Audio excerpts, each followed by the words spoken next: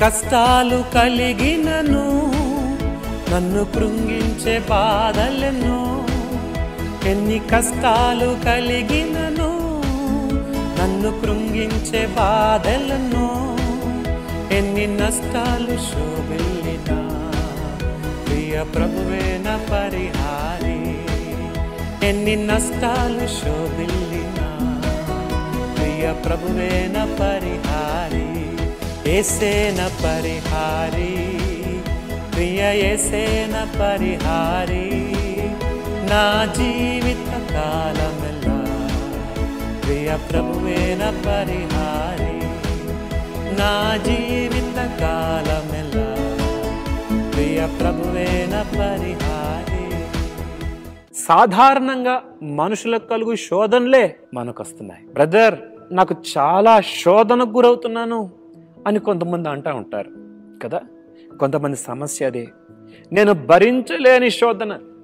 ఏమండి, ఇక్కడ కష్టం కాదు, ఇక్కడ శ్రమ కాదు, ఇక్కడ శోధన అనే మాట చూస్తున్నాం.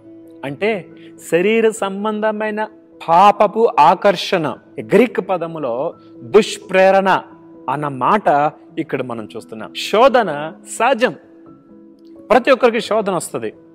నాకు శోధనే లేదంటే నువ్వు దేవుడు అన్నయ్య ఉండాలి, లేక అబద్ధమని చెప్పి ఉండాలి. మానవులుగా ప్రతి ఒక్కరికి శోధన వస్తుంది, వయసు భేదం లేదు.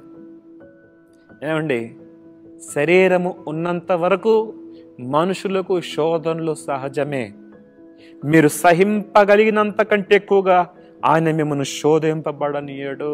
సహింపగలుగుటకు ఆయన శోధనతో కూడా తప్పించుకునే మార్గాన్ని కలగజేశాడు. ఈ శోధనను తప్పించుకునే తలుపును కూడా దేవుడు పెట్టాడు. ఆ తలుపు నుంచి నువ్వు బయటికి రావచ్చు, పరిగెత్తచ్చు బయటికి. ఏమండి, యోసేపుకు శోధన వచ్చింది. మాటి మాటికి పొతిఫర్ భార్య యోసేపును శోధిస్తున్నప్పుడు, ఒకానొక సందర్భంలో ఆ యోసేపు గృహంలో పనిచేస్తున్నప్పుడు పొతిఫర్ భార్య బలవంతంగా యోసేపు వస్త్రాన్ని లాగింది. అంతే, యోసేపు అక్కడి నుంచి పారిపోవటానికి ప్రయత్నం చేసాడు. ఒక తలుపు కనబడింది, ఆ తలుపులోంచి బయటకు వచ్చేసాడు. దేవుడు ఒక మార్గాన్ని మనకి పెట్టాడు. ఆ మార్గం నుంచి మనం బయటకు వచ్చేయచ్చు, శోధన తప్పించుకోవచ్చు. అందుకని బైబిల్లో ఒక చక్కని మాట చూస్తాం, మీరు శోధనలో ప్రవేశించుకున్నట్లు మెలకువగుండి ప్రార్థన చేయుడి. మనం మెలకువగుండి ప్రార్థన చేస్తే శోధన తప్పించుకుంటాం. చాలాసార్లు ఆ శోధన తప్పించుకోకపోవడానికి కారణం ఏంటంటే మనం ప్రార్థన చేయం, బయటికి రావడానికి అవకాశాలు చూడం. ఆ శోధనలోనే మనం అప్పగించుకుంటాం. ఫలితంగా మనం పాపంలో పడే ప్రమాదం ఉంది. బబులోను అనే దేశం, అది పాపానికి కేంద్రమైన దేశం, పాపానికి నివాస స్థలమైన దేశం. బాబేల్, బబులోన్, బాగ్దాద్ అనే మాటలన్నీ బబులోన్కు సంబంధించిన మాటలే. ప్రకటన గ్రంథంలో కూడా బబులోను మహావేశ్య అనే మాట మనం చూస్తాం. అంటే అంత అనైతికమైన స్థలం. ఆ స్థలములో పరిశుద్ధతను కాపాడుకున్నాడు.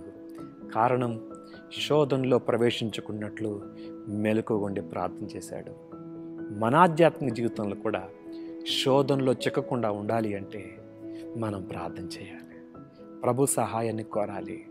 నేను బలహీనుడను, నీ సహాయం నాకు కావాలి అని ప్రభు మీద ఆధారపడాలి, ప్రభు మీద ఆనుకోవాలి. ఆయన నమ్మదగిన వాడు, ఆయన మనకు సహాయం చేస్తాడు. హెబ్రీ పత్రిక 2వ అధ్యాయంలో చక్కని మాట మనం చూస్తాం. కావున ప్రజల పాపమునకు పరిహారము కలుగజేయుటకై దేవుని సంబంధమైన కార్యములలో కనికరమును నమ్మకము గల ప్రధాన యాజకుడగు నిమిత్తము అన్ని విషయములలో ఆయన తన సహోదరుల వంటి వాడు కావలసి వచ్చెను.